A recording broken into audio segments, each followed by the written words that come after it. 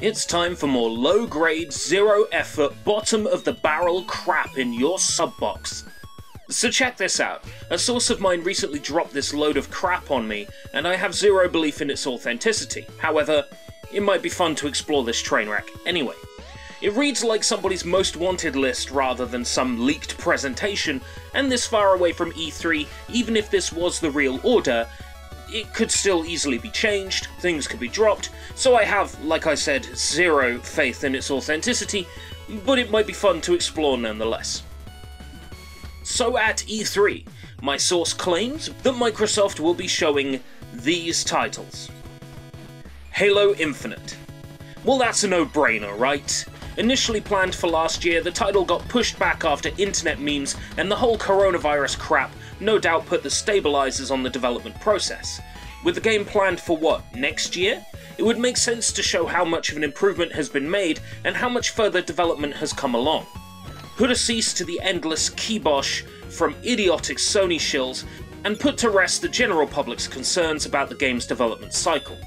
It's not like there aren't many Halo games already available. Cross-play on PC, Microsoft Store, Steam, and Xbox consoles can all play together. I rate Infinite's chances of appearing at 100%. I don't think there's any doubt about this one. Forza Horizon 5, Mexico. Apparently this has some merit according to industry insiders all the way back in May. I heard this in June when my source said their source told them. Seems a relatively safe bet. Never been much of a Forza fan myself, but there's one reason for that. I've never really played one. I take it there's a Forza or two on that Game Pass, so where should I start? I say that if insiders are on the money, and this was revealed a month ago, I give Forza 5, set in Mexico, a solid 90% chance of appearing at E3. Fable. That's all we get, just Fable? No title or anything? Or maybe they're just calling it Fable, like Sonic the Hedgehog 2006 was Sonic the Hedgehog. Apparently there was a teaser trailer last year, which I missed, or ignored, or didn't fucking care about. Nonetheless, it's being developed by the Forza Horizon devs, Playground Games, and will be authentic to Lionhead's original British-influenced medieval setting. Given we know there is a Fable in development, I'd give this a 90% chance of appearing. In what form though? Not a clue. Perfect Dark. Announced and teased last year, a new Perfect Dark. We know it's coming, we all saw that trailer. I'm interested, but tentatively. I do enjoy the original Perfect Dark a fair deal, and I'd like to see the series make a return. But after the recent announcement of a reformed New Radical Entertainment, my money is honestly on Doak and the crew to make a new Time Splitters that knocks Perfect Dark out of the water, which you know, every Time Splitters game so far has knocked Perfect Dark out of the water. This I'm giving a 95% chance of appearing at E3. Seems pretty obvious. I'd like to see a vertical slice of some kind, but at the least, some form of gameplay, even if only multiplayer, would satiate me enough and keep me keen. Conkers' Unlucky Tale. This is where the list starts to get a bit messy. Listed as a Double Fine game, and they did just finish up on Psychonauts 2, I give this a fat fucking 0% though. First up, if there was a Conkers' Unlucky Tale, I'd expect it to be developed by Playful Core, who developed Super Lucky's Tale. At least, I gave the game a 0% chance of appearing until a Google search for Conkers' Unlucky Tale, in quotes, took me straight to a suggested Super Lucky's Tale, with no Google results. Now that's goddamn suspicious, wouldn't you say? I'll give this a 25% chance just on account of the suspicious Google result. Everwild. Rare's poster child from last year, the game everyone was disappointed with because it wasn't Banjo. Hopefully it doesn't turn out like Sea of Thieves, where it took a few years to get to a finished state. 70% chance of appearing, 30% chance of being vaporware, and honestly, I wouldn't be sad if it was. Banjo Remake's announcement. So it is alleged by my source's source that the already perfect Banjo-Kazooie and its far from perfect and criminally overrated sequel are getting remakes, despite, you know, being available on Xbox consoles right now as part of Game Pass, and still being every bit as playable as they ever were. I call bullshit on this, by the way. The last thing anybody wants is a Banjo-Kazooie remake, or a Banjo Redoey, when the games are accessible and timeless, Ekum Bokum and all that.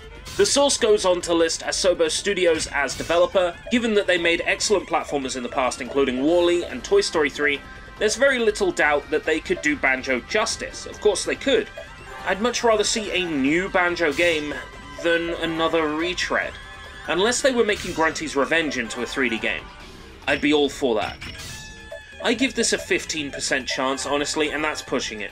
Reads like something somebody wants, not what we're actually getting. Source even lists Switch and Switch Pro as separate consoles. Not a chance it's coming to either, but I've been wrong before. As SoBo Studios purchased by Microsoft announcement. I give this a 100% chance, by the way. They're hot off the development of Flight Simulator with Microsoft, and they've been developing for Kinect and HoloLens for years. Microsoft would snap up SoBo Studios for sure. No doubts in my mind that they'll announce this purchase at E3. I've also heard that Microsoft have purchased Square Enix, but I have... That's just fucking funny. Yeah, bullshit. Flight Sim on Xbox. This source is messy. First off, they claim Flight Sim on Xbox is getting a release date, but then further down they insisted that the Xbox version of Flight Sim will be shadow dropped at the show. They'll mention Flight Sim and will get a release date, but I don't think it will be shadow dropped at the show. They just updated the Flight Sim installer with better compression, basically halving the initial install, and no doubt that was done with the Xbox consoles in mind. Game will run like shit on older Xbox One consoles, so I expect them to be very selective with what they show and say. 80% chance of it appearing, but I'll give it a 10% chance to the console version shadow dropping at the event. Elder Scrolls 6 and tentative release year. The Bethesda purchase was hugely important to Microsoft, and of course they'll lord Elder Scrolls over Sony at E3, because isn't that the best place to do it? But anything like Skyrim's initial gameplay trailer would get the internet buzzing like an Ann Summers product. I give this a 50% chance, just going by my gut alone. Starfield. Starfield is still intended for release before Elder Scrolls 6. I consider this as having a significant chance of appearing at E3. Bethesda insists it isn't cancelled. Source says it's a 2022 release, March. If that's the case, we'll see a lot of the game at E3. I'll believe it when I see it. And we might just see it at E3. 60% chance, I reckon. And Wolfenstein III.